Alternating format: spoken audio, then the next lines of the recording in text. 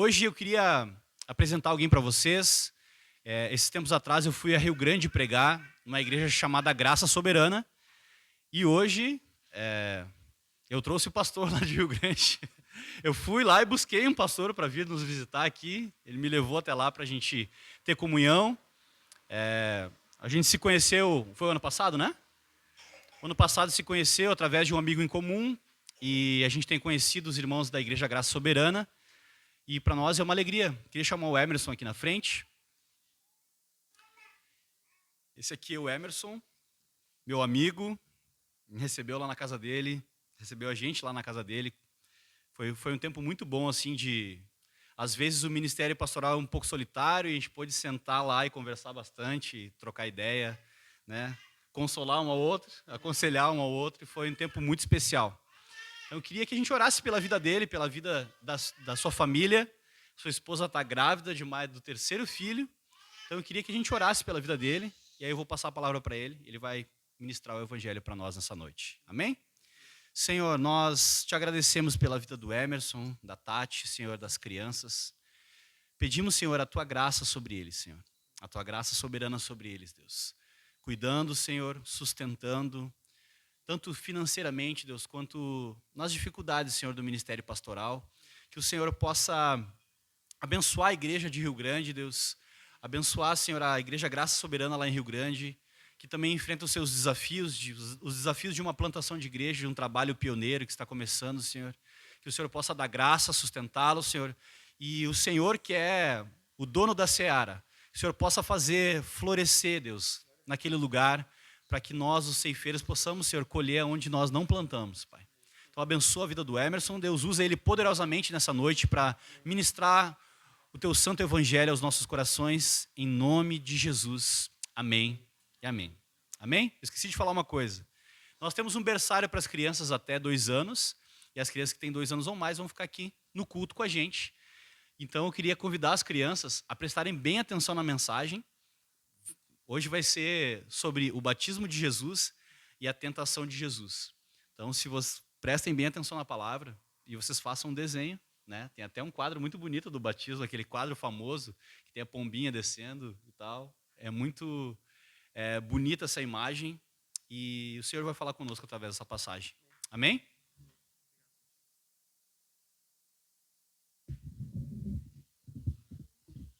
Bom, boa noite a todos. A graça e a paz de Jesus esteja com vocês. Amém?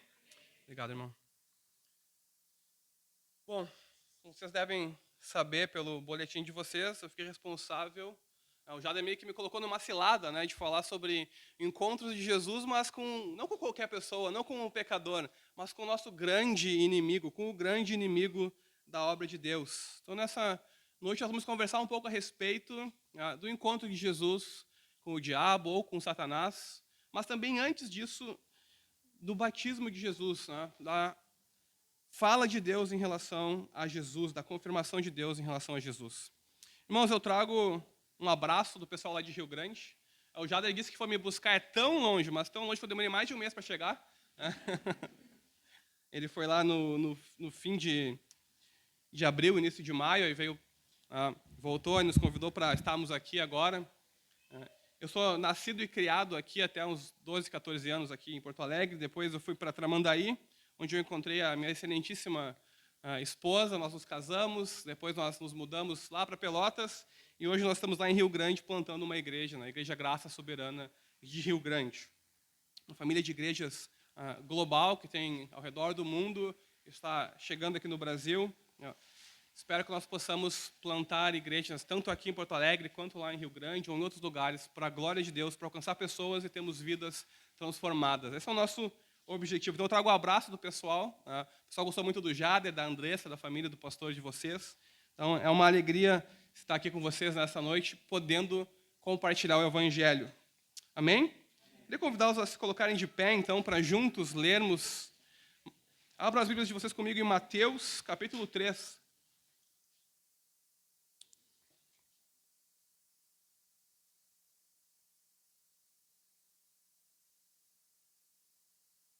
Mateus 3. Por ora, nós leremos apenas os versos 13 a 17 de Mateus 3. Diz assim a palavra de Deus, o Santo Evangelho. Por esse tempo, Jesus foi da Galiléia para o Rio Jordão, a fim de que João o batizasse. João, porém, quis convencê-lo a mudar de ideia, dizendo: eu é que preciso ser batizado por você, e é você quem vem a mim? Mas Jesus respondeu: deixe por enquanto, porque assim nos convém cumprir toda a justiça. Então ele concordou. Depois de batizado, Jesus logo saiu da água, e eis que os céus se abriram, e ele viu o Espírito de Deus descendo como pomba, vindo sobre ele. E eis que uma voz dos céus dizia: este é o meu Filho amado, em quem me agrado. Até aí, irmãos. Ainda em pé, quero convidá-los a curvarem as suas cabeças e orarmos a Deus. Deus, eis-nos aqui uma vez mais, no dia do Senhor, no dia que o Senhor ressuscitou, com a Tua palavra diante de nós, mas com os ouvidos fechados, se o Senhor não os abrir. Por isso nós te pedimos, abre os nossos ouvidos.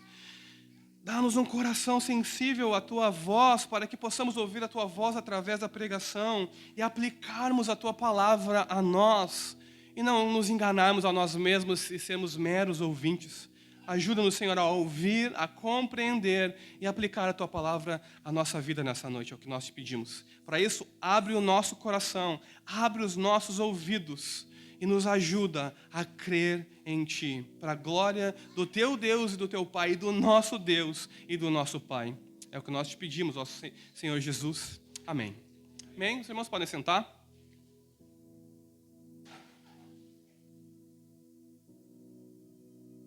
Para nós compreendermos melhor o que está acontecendo aqui no Evangelho de Mateus e no batismo de Jesus, e o que vai acontecer logo em seguida, nós precisamos voltar mais ou menos uns 1.500 anos no tempo. Nós precisamos voltar para uma cena onde um povo estava cativo, estava clamando ao Deus dos céus por libertação.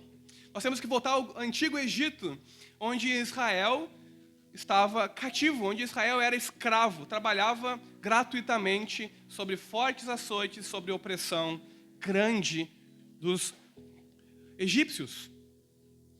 E eles não aguentavam mais, então eles clamaram a Deus e Deus os ouviu. E o que Deus faz? Deus demonstra o seu poder e a sua glória, mostrando para os deuses do Egito que eles não são deuses, mostrando para Faraó que Faraó não tem poder algum, mas que Deus sim tem todo o poder e que os deuses do Egito não são nada comparados a ele, são meros ídolos. Então o que Deus faz? Deus liberta o seu povo que estava clamando por meio de Moisés. E os faz o quê? Quando saem do Egito, depois da noite de Páscoa, os faz atravessar o Mar Vermelho. Vejam o tamanho do poder de Deus, que abriu o mar para que os israelitas passassem a seco. E depois derrota o exército de Faraó, afogando-os. Vejam, depois eles, desse grande batismo, poderíamos dizer assim, que eles passaram, um batismo a seco, onde eles passaram a seco no Mar Vermelho, eles ficaram no deserto um tempo grande demais, muitos e muitos anos, 40 anos aproximadamente, uma viagem de 40 dias, eles ficaram 40 anos peregrinando no deserto. Então a passagem inteira que nós vamos conversar nessa noite, que nós vamos falar a respeito e ouvir, tem ecos nesses dois grandes acontecimentos. Na mão poderosa de Deus, livrando Israel do Egito e fazendo-os passar pelo Mar Vermelho e depois entregando a lei no Monte Sinai, onde eles veem trovões e nuvens e tapam seus ouvidos e clamam a Deus para que Deus saia da presença deles, e Moisés então entrega as tábuas da lei. Mas eles pecam. Eles constroem um bezerro de ouro. Eles clamam contra Deus e pecam e ficam sendo testados por aproximadamente 40 anos no deserto. Então, a passagem que nós estamos lendo aqui nessa noite tem muito a ver com o que aconteceu há aproximadamente 1.500 anos antes do batismo de Jesus. Mateus está sutilmente nos conduzindo, ou conduzindo seus primeiros leitores, a olharem para a história de Israel e entenderem o que Deus está fazendo na vida de Jesus e o que Ele pode fazer na nossa vida também. Então eu vou dividir essa pregação, essa nossa conversa, em duas partes. A primeira parte será sobre o batismo de Jesus e a segunda parte será sobre a sua tentação. No batismo de Jesus, o que Deus está fazendo? Deus está preparando o caráter de Jesus por meio da afirmação pessoal, das palavras de Deus, no batismo de Jesus. Imaginem só, vamos pensar que nós não estamos na época da internet. Os mais antigos aqui talvez se identifiquem melhor, mas nós, muito modernos, não vamos. Mas vamos lá, finjam que vocês não estão mais na época da internet e que vocês têm uma banda particular que vocês gostam muito, e vocês têm alguns CDs, talvez não CDs, né, mas alguns discos, e uma mera foto surrada e velha da banda predileta de vocês. E talvez o maior objetivo de vocês é conhecer essa banda, e de repente eles vêm tocar aqui em Porto Alegre. Então você vai lá, faz os seus corres, consegue um dinheiro aqui, um dinheiro ali, você consegue um ingresso para assistir a sua banda predileta. Só que você não conhece eles. O que você tem é uma foto surrada e velha. Então o que você faz? Você cria imagens na sua cabeça. Você cria expectativas. A altura, o peso, as roupas dos integrantes. Qual será a atitude deles? Como será que eles falam? Você sabe como eles cantam. Como será que eles falam? Aí você consegue um ingresso para o show. Quando finalmente você vai vê-los pela primeira vez, pensem só. E aquele que é o responsável pela introdução da banda e começa a falar grandes coisas a respeito da banda, como ela é maravilhosa e tudo mais. E você está ali ansioso de pé, aplaudindo, com expectativas a 1000. E quando vem pessoas que você... Não são esses daquela foto que eu tenho. Você se frustra. Você fica... As suas expectativas vão lá no chão. Você fica... Essa é a banda que eu tanto gosto. São esses caras, esses velhinhos aí.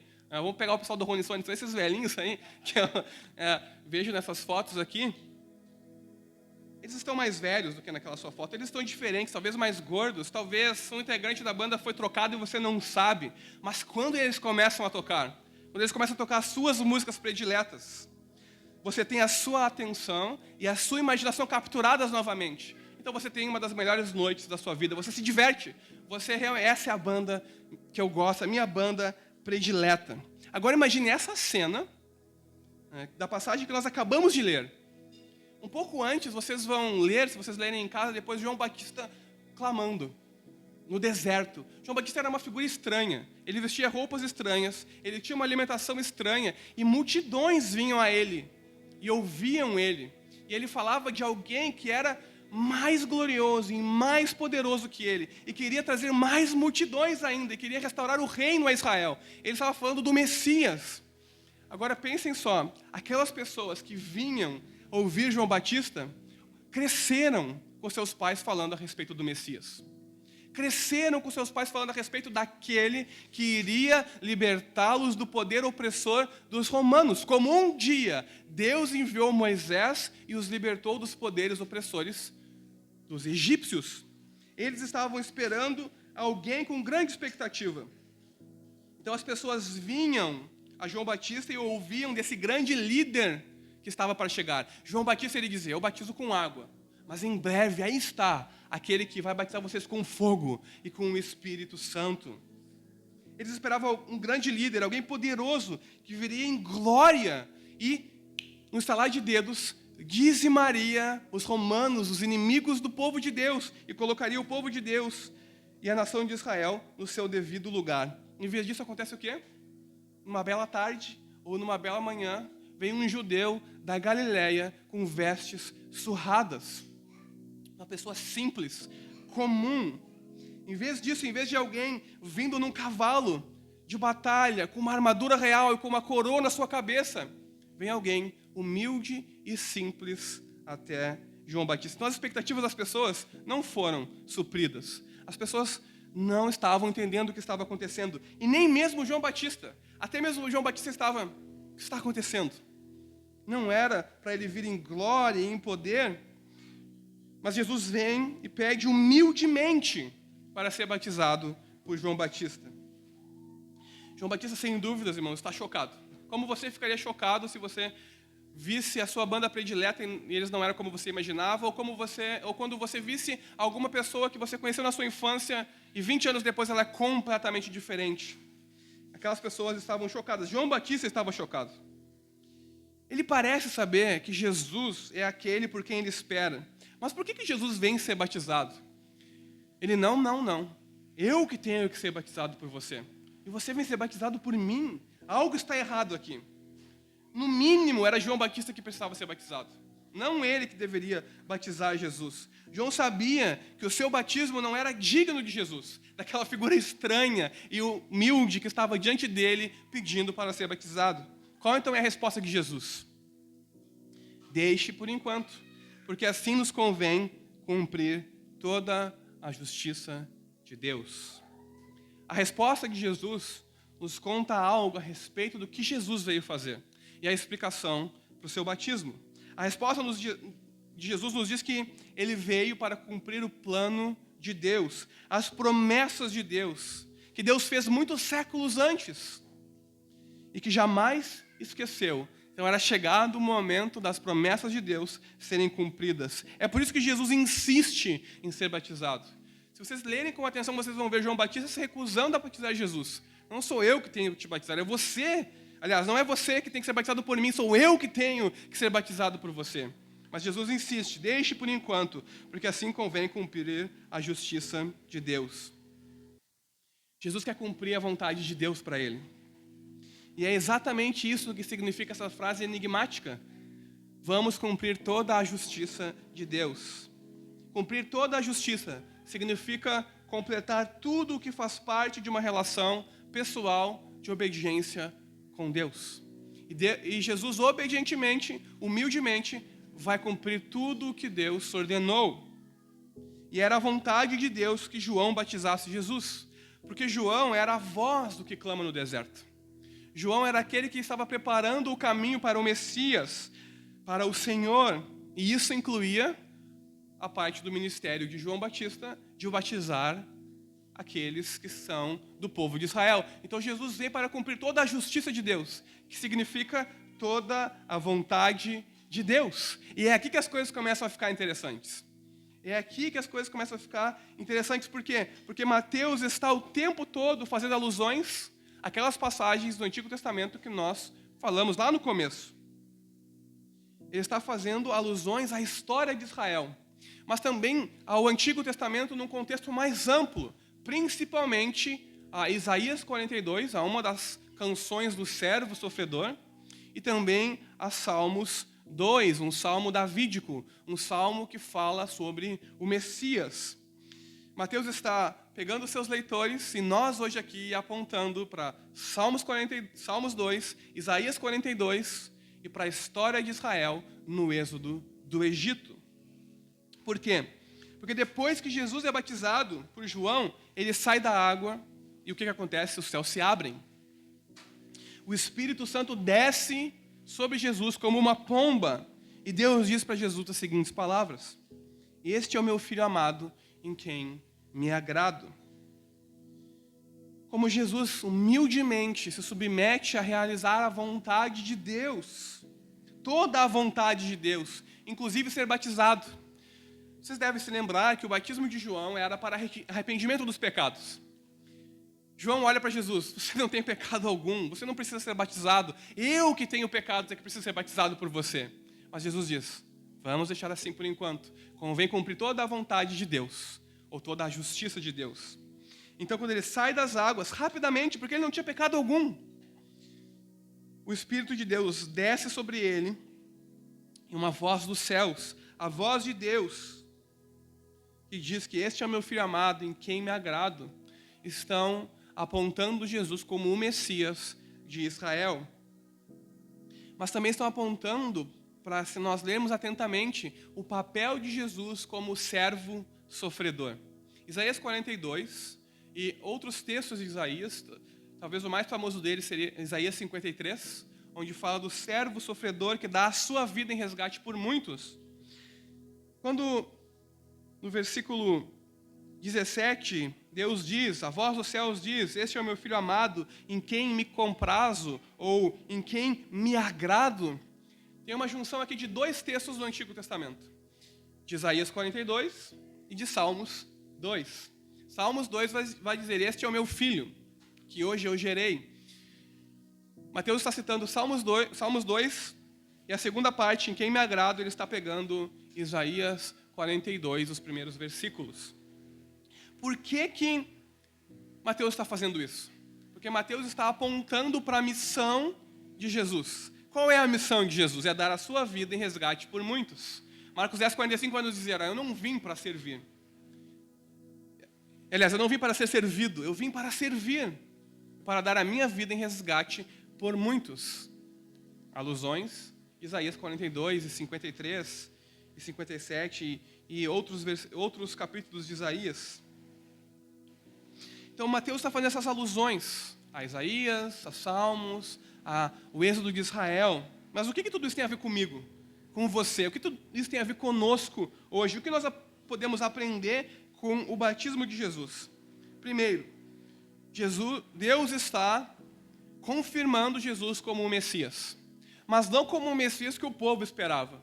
Um Messias guerreiro, vitorioso, que embainharia a espada e deceparia a cabeça dos romanos e então restauraria o reino a Israel.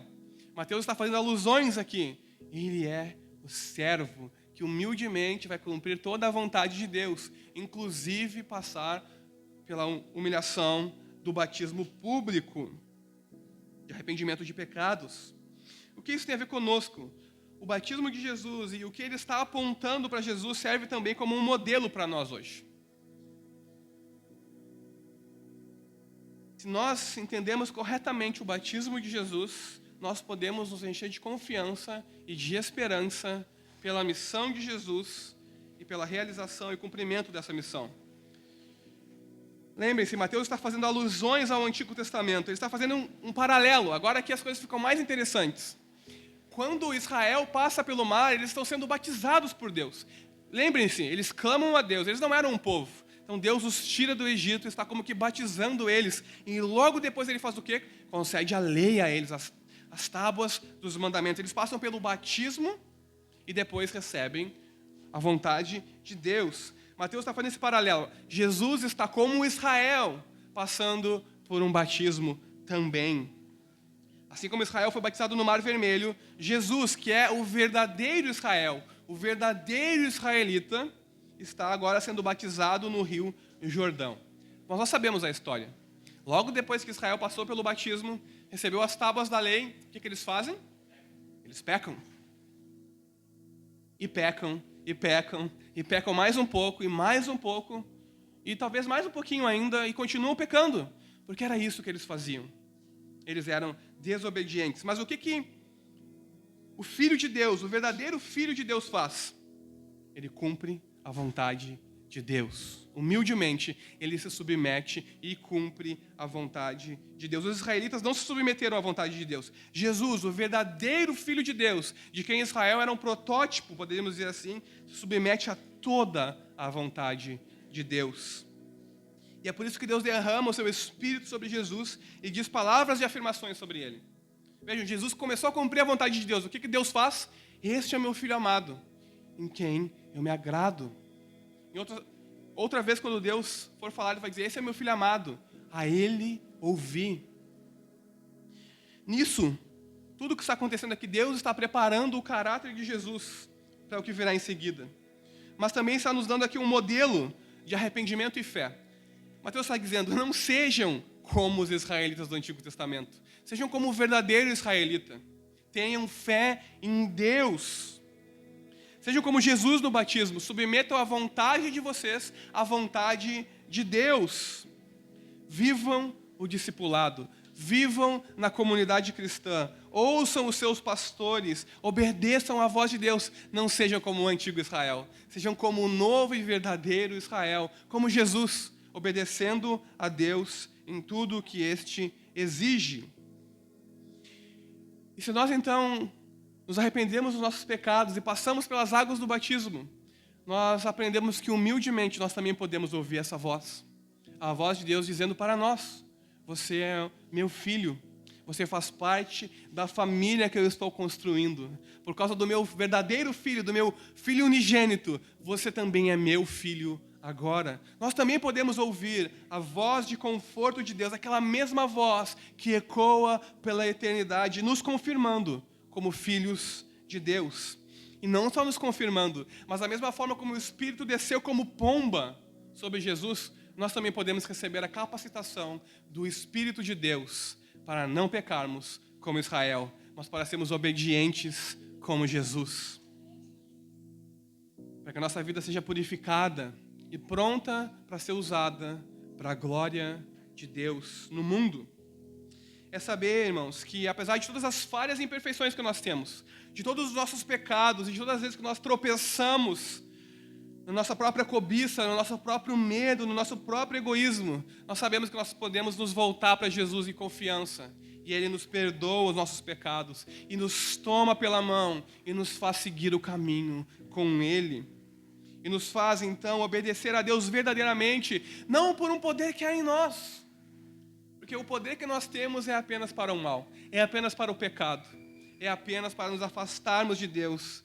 Mas um poder pelo Espírito de Deus, para agradarmos a Deus. Para Deus também dizer para nós, você é meu filho amado, eu me agrado em ti. Para sermos recebidos como filhos na família de Deus. E é isso que Deus está fazendo com Jesus aqui. Ele está preparando o caráter de Jesus. Pela afirmação pessoal. Mas tudo isso tem um propósito. Essas palavras de afirmação têm um propósito. Porque depois do batismo, Jesus vai enfrentar um teste terrível e grande. O maior de todos os seus testes, o teste do seu caráter. Deus está preparando o caráter de Jesus para um encontro nada comum que ele vai ter em seguida. Um encontro com o maior inimigo de Deus, com o inimigo das nossas almas, com o diabo. Jesus tem um encontro com o diabo em pessoa, logo após o seu batismo. Eu queria ler com vocês o capítulo 4, os versículos 1 a 11. Diz assim a palavra de Deus. A seguir, Jesus foi levado pelo Espírito ao deserto, para ser tentado pelo diabo. E depois de jejuar 40 dias e 40 noites, teve fome. Então o tentador, aproximando-se, disse a Jesus: se você é filho de Deus, mande que essas pedras se transformem em pães. Jesus, porém, respondeu: está escrito, o ser humano não viverá só de pão, mas de toda palavra que procede da boca de Deus. Então o diabo levou Jesus à cidade santa, colocou-o sobre o pináculo do templo e disse: se você é o Filho de Deus, jogue-se daqui, porque está escrito, aos seus anjos ele dará ordens a seu respeito, e eles o sustentarão nas suas mãos, para que você não tropece em alguma pedra. Jesus respondeu: também está escrito, não ponha à prova o Senhor, seu Deus. O diabo ainda levou Jesus a um monte muito alto, mostrou-lhe todos os reinos do mundo e a glória dele, se disse: tudo isso lhe darei, se prostrado você me adorar. Então Jesus lhe ordenou: vá embora, Satanás, porque está escrito, adore o Senhor, seu Deus, e preste culto somente a Ele. Com isso o diabo deixou Jesus, e eis que vieram anjos e o serviram. Então o batismo de Jesus, as palavras de afirmação de Deus sobre o caráter de Jesus, este é meu filho amado, de quem me agrado, tem um propósito: preparar Jesus, confirmar Jesus para as dificuldades que virão em seguida. Agora Deus testa o caráter de Jesus através de dificuldades e tentações no deserto. Deixa eu parar para pensar como o nosso mundo é repleto de mal, e mal gratuito, em que nós não vemos sentido algum no que está acontecendo. Recentemente, aqui no Brasil, alguns policiais mataram um homem por asfixia dentro de uma viatura da polícia. De forma gratuita, absurda. Aqueles que nós esperamos que nos defendam cometem atrocidades. Recentemente, nos Estados Unidos, um jovem entrou com armas numa escola, se trancou numa sala e atirou contra crianças e mulheres, e mais de 20 pessoas morreram. Crianças, na sua maioria. Nós olhamos para isso e pensamos: meu Deus, que gratuidade, qual o propósito disso? Um exemplo da literatura, Dostoiévski, nos Irmãos Karamazov, descreve uma cena grotesca de tortura e abuso. Ele fala que os soldados capturaram uma cidade e pegaram uma mulher, o seu marido e a sua filha de colo e começaram a estuprar aquela mulher, homem após homem, na frente do seu marido e da sua filha. Então, após eles estuprarem ela muitas e muitas vezes, a criança começa a chorar, que tinha fome, ela era uma criança de colo. Então a mãe pede humildemente que deixasse amamentar a sua filha. E os soldados dizem que vão deixar e começam a brincar com uma criança que estava chorando de fome, a jogando para um lado e para o outro, até que a jogam para cima e cravam uma baioneta de uma espingarda nela, matando essa criança na frente da sua mãe, que recentemente foi abusada. E depois eles matam o seu marido e por fim a matam. Mal gratuito. Qual o propósito disso? Nós não vemos Deus nessas cenas. Nós não vemos Deus em lugar nenhum nisso. Esses exemplos de grande sofrimento, de grande mal, sejam da vida real, sejam da literatura, servem para nos lembrar de que, mesmo quando nós nos arrependemos, temos fé em Jesus, descemos as águas do batismo e agora ouvimos a voz de Deus. Você faz parte da família de Deus. Eu te amo. Recebemos o Espírito de Deus. As coisas não vão virar mil maravilhas. Nós ainda estamos no mundo. E no mundo quebrado e caído por causa do pecado e do mal. Mesmo com a dádiva do Espírito, experimentando o amor de Deus e seguindo no caminho do discipulado, nós ainda vamos sofrer. Nós ainda vamos enfrentar dificuldades. Nós ainda vamos ter um encontro com alguém que nós não queremos ter. Com a dor e com o sofrimento e com o mal. Então eu espero que nós possamos aprender com Jesus como nós podemos vencer o mal na nossa vida. Porque Ele venceu o mal tendo um encontro direto com o mal encarnado, com o diabo em pessoa. Vejam, Jesus atravessou as águas do batismo. Ouviu a voz de Deus. Assim como Israel atravessou o mar, mas ele não vai pecar, ele não pecou, ele está obedecendo à voz de Deus. Agora, a semelhança de Israel, que passou 40 anos no deserto, Jesus passa 40 dias no deserto, buscando a vontade de Deus, orando e jejuando, com fome, com dores, passando necessidade. Mas onde Israel falhou, irmãos, vez após vez, pecando vez após vez, Jesus é bem sucedido. Então, logo após o seu batismo, ele é levado pelo Espírito. Vejam, Deus está conduzindo Jesus para ser tentado pelo diabo, para provar o caráter de Jesus. Ele é conduzido ao deserto para ser tentado pelo diabo. E na primeira tentação, nós ouvimos que o diabo testa Jesus, apelando para o quê? Para a filiação de Jesus. Quais foram as palavras de Deus para Jesus? Tu és o meu filho amado. Tu és o meu filho amado. O que o diabo vem fazer? Se tu é o filho de Deus, se você é o filho amado de Deus, então... Irmãos, o diabo não está aqui tentando fazer com que Jesus duvide se ele é ou não o filho de Deus. Jesus sabia absolutamente que ele era o filho de Deus. Talvez essa seja uma estratégia demoníaca comigo ou com você. Será que você de fato é filho de Deus? Será que de fato você se arrependeu dos seus pecados? Ah, mas lembra naquela tarde de quarta-feira? Lembra naquela noite de segunda? Lembra daquelas coisas que você disse e fez? Talvez essa seja uma estratégia que o diabo use conosco constantemente para minar a nossa crença de que somos filhos adotivos de Deus. Mas o diabo não está fazendo esse jogo com Jesus. O diabo está sendo muito mais sutil e sagaz aqui com Jesus. Ele está dizendo, se tu és o filho de Deus, se tu és o filho de Deus, você tem privilégios. Você é o filho de Deus, você é o criador do mundo. Para que você está aqui passando fome e necessidade? Você tem o poder, e não só o poder, mas o direito de satisfazer a sua própria necessidade. Percebam, o diabo está tentando Jesus da forma que ele use a sua filiação, o seu poder, não conforme a vontade de Deus, mas para satisfazer as suas próprias vontades, as suas próprias necessidades. Ele quer que Jesus use o seu poder, a sua filiação de forma inconsistente com a vontade de Deus e com a missão de Deus. Lembre-se, a missão que Deus deu a Jesus é que Ele é o servo sofredor. Ele vai dar a sua vida em resgate de muitos. Ele vai sofrer. O diabo está dizendo, você não precisa tomar o caminho do sofrimento. você não precisa tomar o caminho da cruz e da dor e da morte. Não, você é o filho de Deus, você tem direitos. Ordene agora que essas pedras se transformem em pães e você pode satisfazer a si próprio. É como se o diabo estivesse dizendo: esqueça esse negócio aí de Messias sofredor. Esqueça esse negócio aí, isso aí foi dito lá há muito tempo atrás.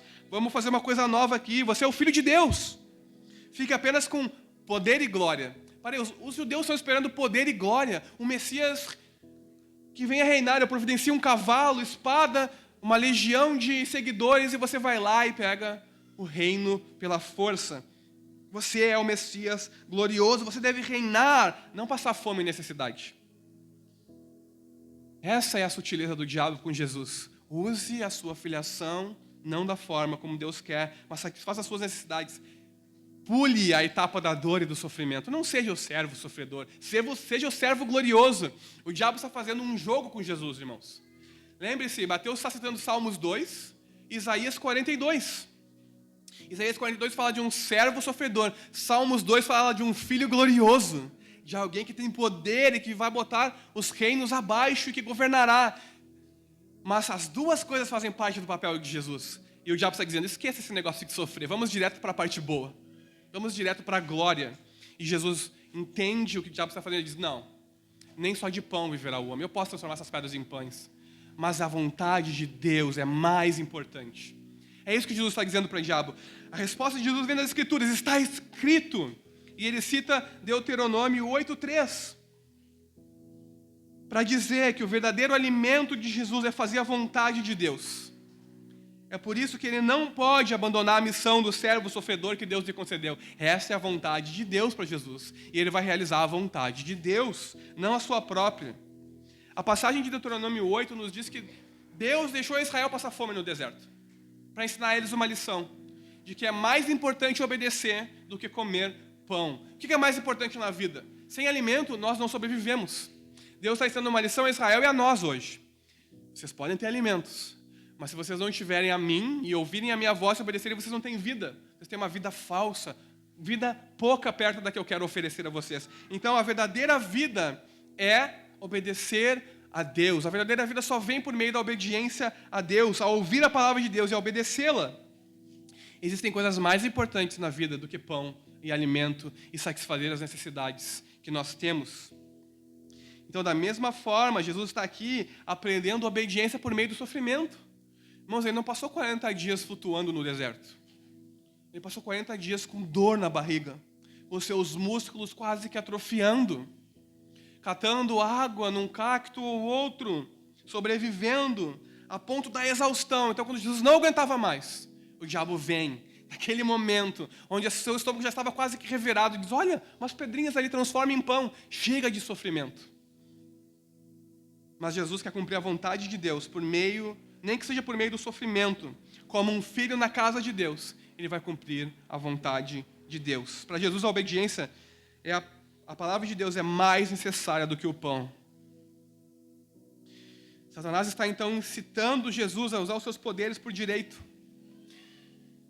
No deserto, o povo exigiu de Deus: eu quero pão na minha mesa, todo dia de manhã. Eles tentaram a Deus e Deus deu o maná a eles. Mas eles não ficaram satisfeitos. Agora eu quero carne, todos os dias na minha mesa de manhã carne. Eles tentaram a Deus. Agora eu estou com sede, eu quero água fresquinha. Eles tentaram a Deus constantemente. Jesus está passando pelo mesmo teste. O diabo está incitando Jesus a tentar a Deus. Mas Jesus não cai no golpe do diabo. Ele se submete à palavra e à vontade de Deus. Bom, o primeiro golpe do diabo fracassou. Não conseguindo fazer Jesus pecar, como o povo no deserto, por pedir a Deus, ou por transformar aquelas pedras em alimento, e por se preocupar mais consigo próprio do que com a vontade de Deus, o diabo leva Jesus para a cidade santa, para o lugar mais alto do templo, e diz o seguinte: se tu és o filho de Deus, te joga daqui, e eu sei que nada vai te acontecer, porque está escrito em Salmo 91, que se você tropeçar, ele dará ordem aos seus anjos, e você não se machucará. Se ele diz isso de um filho qualquer, imagina de você, que é o filho de Deus. Vejam, Jesus respondeu com o que está escrito. Então o diabo, de forma sagaz, começa a fazer o jogo de Jesus. Eu vou usar as escrituras também agora. Ele leva Jesus ao monte do templo, ao lugar mais alto do templo. Naquela época, irmãos, os judeus diziam que o Messias viria em glória, em poder. E se por acaso ele fosse tropeçar, ele não cairia, porque Deus o seguraria. O diabo está jogando com as expectativas do povo e com aquilo que Jesus poderia fazer. Só que Jesus sabia que se ele se atirasse dali para tentar Deus, para ver se ele realmente era o Filho de Deus, e se Deus cumpriria sua promessa para com ele, ele estaria tentando Deus dessa forma. Ele estaria como que subornando a Deus para ver se ele cumpre a sua palavra. A sugestão do diabo é basicamente, se você é o Filho de Deus, então se você se jogar dessa alturinha baixa aqui, talvez uns 20 metros, ele vai te proteger e impedir que você caia. Não é verdade? Não é verdade que Deus vai te proteger? Não é isso que está escrito? Esse é o jogo do diabo com Jesus. Só que Jesus é mais sagaz, mais inteligente, porque ele estava mergulhado na palavra de Deus e ele queria cumprir a vontade de Deus. E ele diz, está escrito mais uma vez. Mais uma vez ele usa a palavra de Deus para dizer que não se pode tentar Deus daquela forma. Se ele tentasse a Deus daquela forma, se ele manipulasse as escrituras, o que ele estava fazendo? O diabo estava manipulando as escrituras. E se Jesus manipulasse as escrituras também, ele estaria pecando contra Deus. Deuteronômio 6,16 foi a resposta de Jesus. Essa passagem diz que nós não devemos tentar a Deus, assim como os israelitas fizeram no deserto. Vejam, Jesus está no deserto. E o diabo incita a tentar a Deus. Mas Jesus diz, eu não vou tentar a Deus, como os israelitas fizeram, pedindo água, colocando o Senhor à prova. Jesus sabe que a resposta adequada a qualquer dificuldade que nós temos não é colocar à prova. Mas, Senhor, você disse tal coisa. Não, é confiar.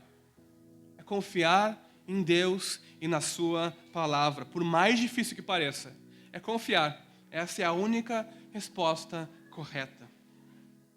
Por fim, não conseguindo fazer com que Jesus pecasse contra Deus, duvidando de Deus, ou abandonando o seu chamado como servo sofredor, ou usando a sua filiação de forma equivocada, o que o diabo faz? Ele oferece a Jesus todos os reinos do mundo. Vejam que encontro tenso. Jesus está ali, irmãos, em extrema necessidade física, morrendo de fome, e o diabo, vez após vez, tentando Jesus. Agora ele oferece, o grande inimigo oferece todos os reinos do mundo a Jesus. O que ele está fazendo? Oferecendo um atalho para Jesus. Mais uma vez, vamos pular a parte de sofrimento, de dor, de problemas, vamos pular para a glória, para os reinos do mundo, e a sua glória e o seu esplendor. Vamos trilhar um caminho mais curto para você conseguir a sua plena autoridade como Messias, para o povo olhar para você e o aplaudir e clamar você como Messias, e então vamos começar uma guerra e você vai conquistar todos os reinos do mundo. É isso que o diabo está dizendo para Jesus aqui. Não tem necessidade de cruz e de sofrimento. Essas coisas não são legais. Basta você me adorar e eu vou garantir que você seja o Messias glorioso que você deve ser. Sem dor, sem sofrimento, sem dificuldade, sem trabalho algum. Quem de nós aqui não gostaria de ganhar R$1 milhão sem dor, sem sofrimento, sem dificuldade, sem trabalho algum? É isso o que o diabo está basicamente oferecendo para Jesus. Vamos pular toda a parte ruim da vida. Vamos para a parte de ser um Messias glorioso e poderoso, Rei das nações. Aqui estava uma grande tentação para Jesus. Por isso o diabo deixou ela por último. Não precisar sofrer, não precisar carregar a cruz e o pecado do mundo nas suas costas, não precisar se tornar maldição ao ser pregado no madeiro e morrer na cruz como um ladrão, não ter que ser rejeitado pelo seu próprio povo. Todas essas coisas horríveis que aconteceram com Jesus e que ele sabia que iriam acontecer porque era a vontade de Deus para ele. Só que Jesus sabia que esse não era o caminho que Deus havia escolhido para ele e que essa escolha acarretava em privar a Deus da glória que lhe é devida. Se Deus traçou um plano para Jesus, Jesus não cumprisse esse plano, a glória que era devida a Deus por meio do plano que ele traçou não lhe seria dada. Então, Jesus sabia que estaria pecando contra Deus. E por isso, mais uma vez, ele responde com a palavra de Deus. Dessa vez com Deuteronômio 6:13. E ele expulsa o diabo da sua presença, dizendo: sai, Satanás. Eu só posso prestar culto a Deus e adorar somente a Ele. Jesus vai alcançar a glória e os reinos do mundo. Jesus vai governar com poder. Todos os reinos serão dele um dia. E como o Messias, ele vai sim destruir todos os inimigos de Deus, incluindo Satanás e tudo o que ele tem a oferecer. Mas não era naquele momento. Não era pulando a vontade de Deus e fazendo a sua própria. Ele não vai fazer isso contra a vontade de Deus. Não. Ele vai alcançar tudo isso sem comprometer a sua submissão filial a Deus, sem comprometer a sua filiação e sem deixar de cumprir a vontade de Deus para ele. Irmãos, eu já conheci algumas pessoas que eram cristãs e decidiram abandonar a igreja. Por quê? Porque depois que se converteram, se batizaram e começaram a trilhar o caminho do discipulado, da vida cristã, as coisas começaram a ficar difíceis. Lutas de um lado, tentações de outro, provações de outro, sofrimentos de outro, de todos os lados. E aquelas pessoas raciocinaram o seguinte: eu vou voltar para onde eu estava, porque a vida não era tão difícil. Esse negócio de Deus está difícil demais. Essas coisas, sofrimento, luta e dificuldade não está dando mais para mim. Eu vou voltar para onde eu estava antes, que era bem melhor. Eu fico no meu canto com a minha família e ninguém me incomoda, eu não incomodo ninguém. Isso acontece porque nós não damos ouvido à palavra de Deus quando Ele fala dos nossos encontros com o mal. Vocês já pararam para pensar que nós vamos ter no mundo mais encontros com o mal e com o sofrimento do que com Deus?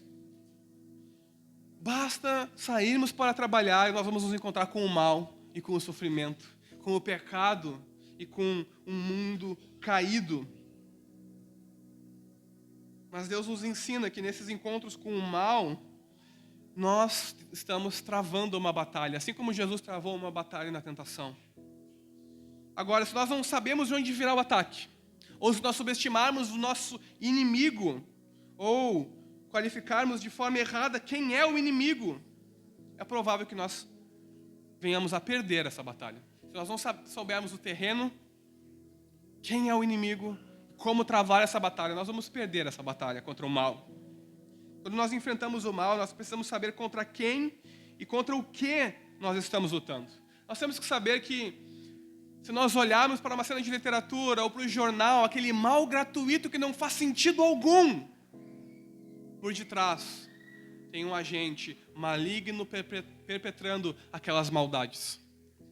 Tem alguém influenciando a humanidade a agir de forma irracional, animal e demoníaca, a ferir uns aos outros, a guerras e morte e sofrimento.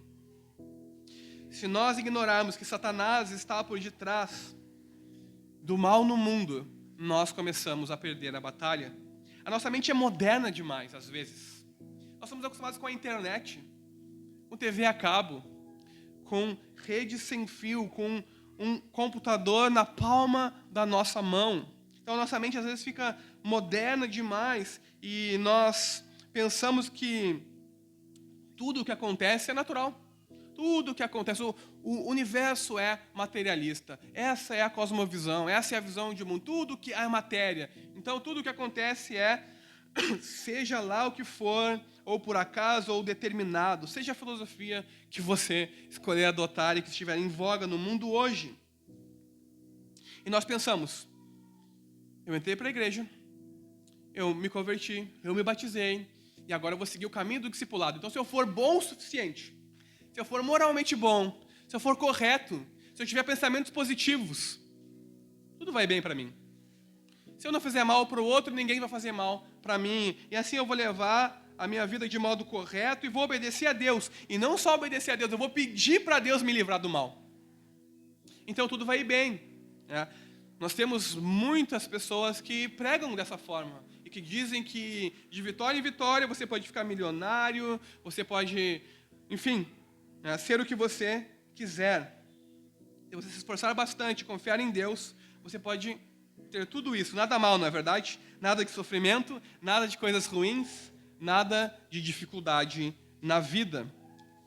Mas nós não vivemos em um mundo de fantasia. Nós sabemos que o nosso final feliz não depende de nós e do nosso comportamento. O problema com essa forma de pensar é que nós tomamos o mal e a sua personificação, o diabo, como algo natural apenas, ou moral. Um desastre aqui, um assassinato ali, um abuso aqui, um acidente ali. Nós tomamos essas coisas como naturais.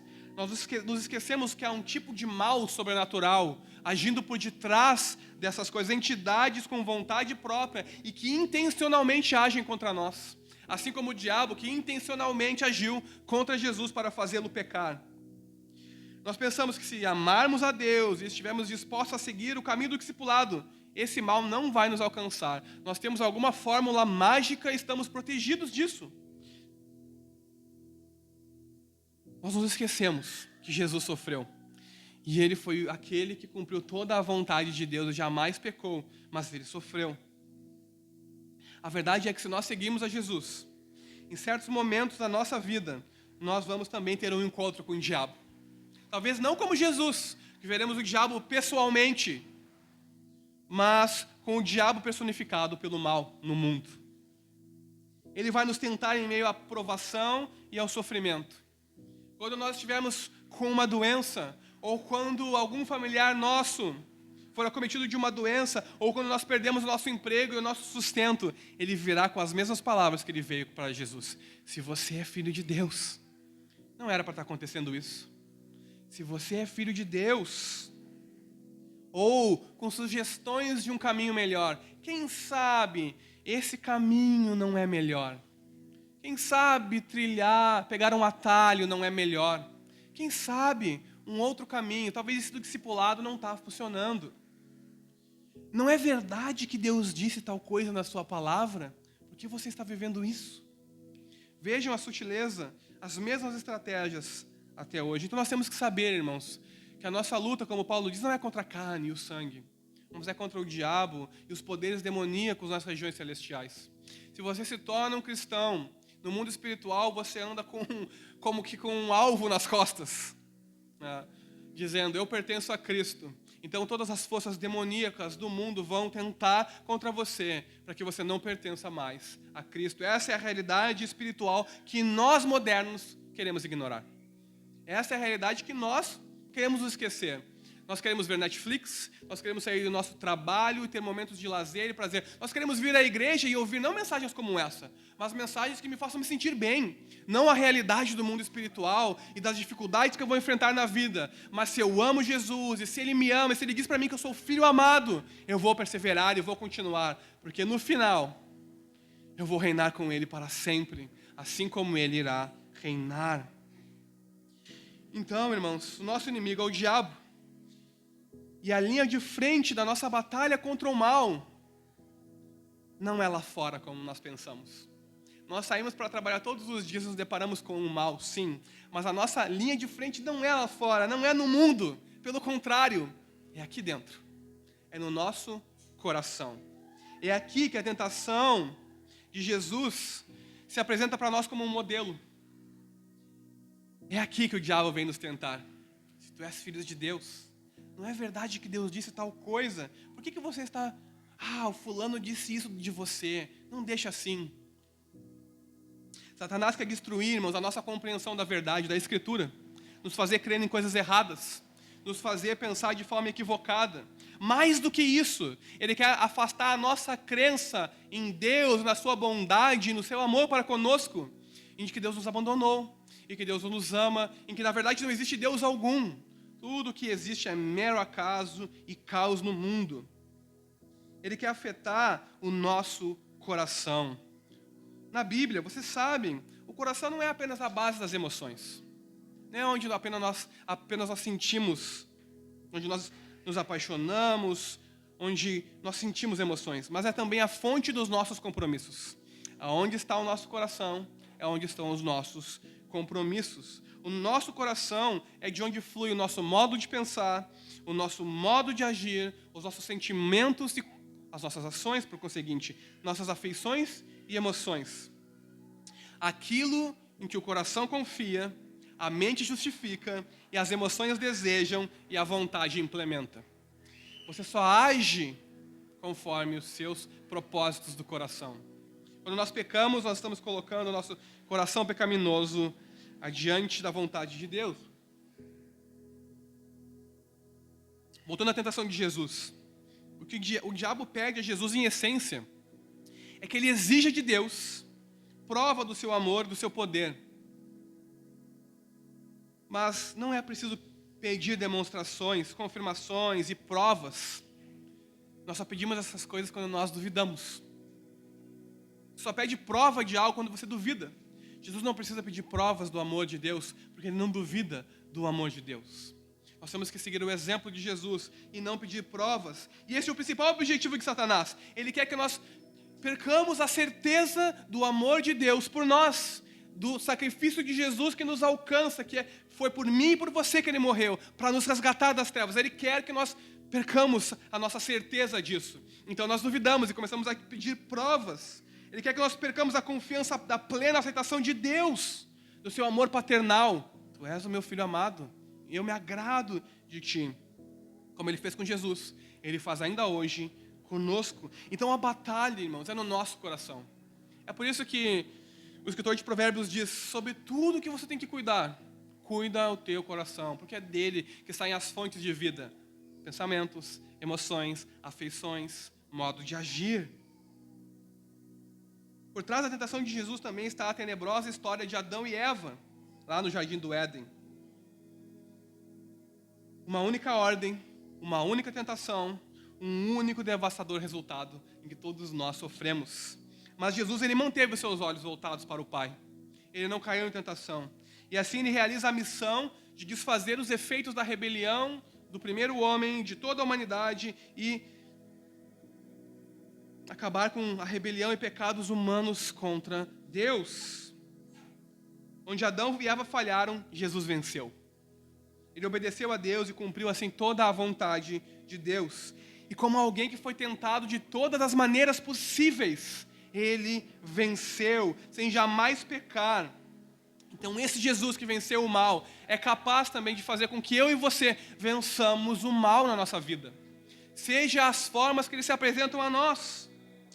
Jesus é capaz de fazer com que o meu e o seu coração se mantenham puros nessa batalha que nós enfrentamos diariamente. Não caindo no mesmo erro de Adão e Eva, ou tentando e pecando contra Deus como Israel no deserto. Jesus pode, pelo seu Espírito, nos manter puros. Assim como Jesus, nós podemos vencer o mal. Essa é a lição dessa passagem. Assim como Jesus teve um encontro com o mal e o venceu, nós também podemos vencer o mal no mundo e no nosso coração, porque o mesmo Espírito que encheu Jesus também pode nos encher. O mesmo Espírito que encheu Jesus no batismo também pode nos encher. O mesmo poder que há no Espírito de Deus está disponível para nós também, por meio da palavra de Deus. E é aqui a arma que nós usamos na luta contra o diabo, a palavra de Deus. Então temos o inimigo, temos o campo de batalha, agora nós temos as armas na nossa batalha, a palavra de Deus. Todas as vezes que Jesus foi tentado, ele respondeu com a palavra de Deus, ele usou a arma correta. O que nós mais precisamos, desesperadamente, não é de um novo avivamento, não é de novas revelações, não é de mais graça, de mais estrutura, de um prédio melhor, de pessoas com mais talentos. Nós precisamos desesperadamente praticar a palavra de Deus. Nós precisamos praticar a verdade da palavra de Deus. Aprendendo com Jesus, observe como ele usa a Bíblia. O diabo vem sutilmente e o tenta, e ele usa a Bíblia contra o diabo. Ele emprega as Escrituras todas as vezes que ele é atacado. E se Jesus, irmãos, o Filho de Deus encarnado, não teve a presunção de enfrentar o diabo sem as Escrituras, por que eu e você temos a presunção de vivermos sem as Escrituras? Por que eu e você temos a presunção de acharmos que somos autossuficientes e podemos seguir a nossa vida segundo a nossa própria sabedoria? Que podemos vencer o mal no mundo e no nosso coração segundo a nossa própria inteligência, o nosso próprio entendimento? Nós temos que enfrentar o mal com um profundo conhecimento da Escritura. Senão, nós vamos cair, ou virar as costas para Deus e voltarmos para onde Ele nos tirou. Nós precisamos da palavra de Deus na nossa mente e no nosso coração. Como nós podemos enfrentar a vida num mundo quebrado e caído pelo pecado, se não com a palavra de Deus? Não há outra forma. É verdade, sim, que isso exige esforço e tempo. Luta, exige adoração, leitura diária das Escrituras, meditação, ouvir o Evangelho em comunidade, viver na comunhão dos santos. Tudo isso é necessário para nós nos familiarizarmos com as Escrituras e aplicarmos bem as Escrituras nos contextos em que vivemos, nas dificuldades pessoais que enfrentamos. Tomei já um tempo demais de vocês, eu quero concluir dizendo que as tentações e as provações que todos nós enfrentamos diariamente, e é diariamente, irmãos, todos os dias nós enfrentamos tentações e provações, e os momentos críticos de decisão que nós temos que tomar nas nossas vidas, as escolhas que nós nos deparamos e temos que fazer, podem ser, sim, bem diferentes das de Jesus. Mas elas têm exatamente a mesma finalidade: provar o nosso caráter, moldar o nosso caráter e nos aproximarmos de Deus. Só que se nós não fizermos isso com a sabedoria dEle, nós vamos exatamente para o lado oposto e não em direção a Ele. As dificuldades, o sofrimento, a dor e as escolhas difíceis que todos nós temos que fazer diariamente, não apenas tentam nos levar a cometer esse ou aquele pecado, mas tentam nos desviar por completo da palavra de Deus, nos afastar dos caminhos de Deus. A verdade é que a vocação do cristão é uma vocação custosa, árdua, de luta e de luta após luta, a semelhança da vida de Jesus. Mas essa mesma vocação é também maravilhosamente gloriosa. Ela é cheia de alegria, de felicidade, de vidas transformadas, e onde nós vemos a glória e o agir de Deus poderosamente. Vocês aqui são o exemplo disso. A vida de vocês, lutando contra o pecado e contra o inimigo, é prova da glória, do amor e da graça de Deus num mundo quebrado e caído.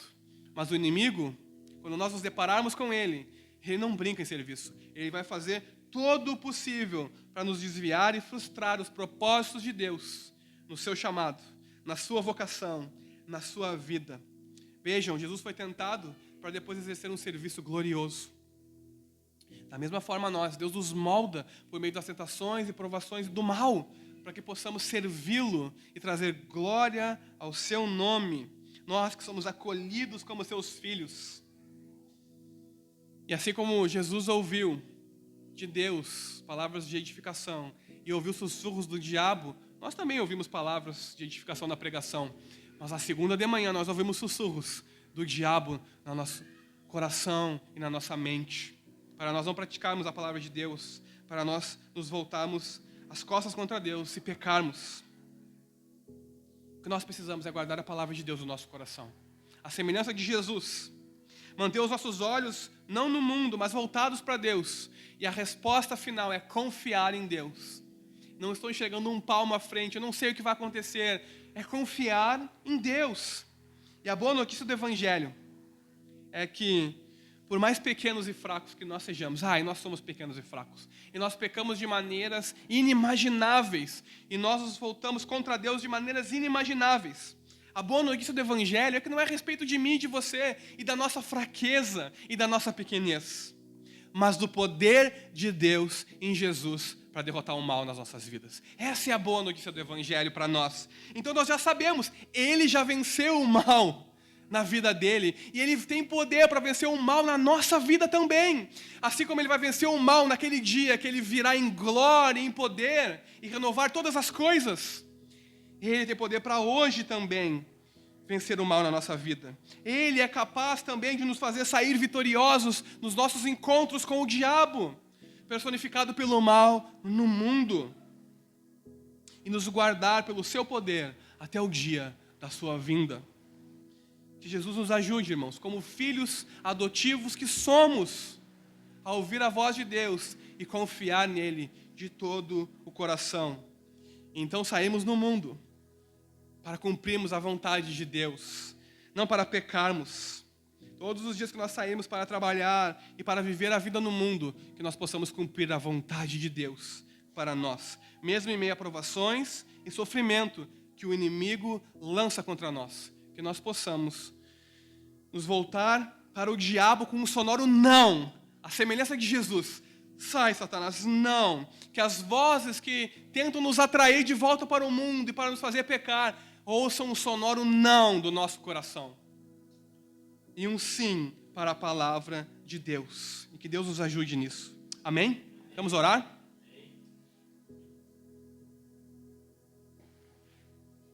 Deus, nós somos tão falhos e pequenos e pecamos contra Ti. Nós somos muito mais parecidos com o Israel do que com o verdadeiro Filho de Deus. Senhor, nós nos voltamos para o nosso coração e olhamos para nós mesmos e pensamos que é a respeito de nós muitas vezes. E então agimos segundo a nossa sabedoria, segundo o nosso conhecimento. E isso só nos leva a pecar e nos afastar de Ti. Ajuda-nos, Senhor, a termos um conhecimento da Tua palavra, a recebermos sabedoria do alto para vivermos bem, segundo a Tua palavra, para quando enfrentarmos o mal, o diabo personificado no mal no mundo, Senhor, seja por meio do sofrimento, da dor ou das lutas e provações, não nos afastarmos de Ti correndo e duvidando do Teu amor, mas ajuda-nos a confiar em Ti, Senhor, a nos voltarmos para Ti, porque sabemos que Tu és um Pai amoroso, e que, mesmo em meio ao sofrimento e dor de Jesus, o Senhor estava cumprindo os Teus eternos propósitos e fazendo o bem para Jesus e o bem para nós. Ajuda-nos a ver, Deus, que mesmo em meio à dor e ao sofrimento, o Senhor está fazendo as coisas para o nosso bem, para o nosso progresso e para a Tua glória. E nada mais há de melhor do que desfrutarmos da Tua presença, da Tua glória, da Tua santidade, do Teu poder. Então ajuda-nos a crer e a confiar, Jesus, para que com esses encontros com o inimigo, o grande inimigo, nós não saiamos derrotados, mas vitoriosos, porque Tu tens todo o poder, e o Senhor é vencedor. Glória a Jesus. Amém.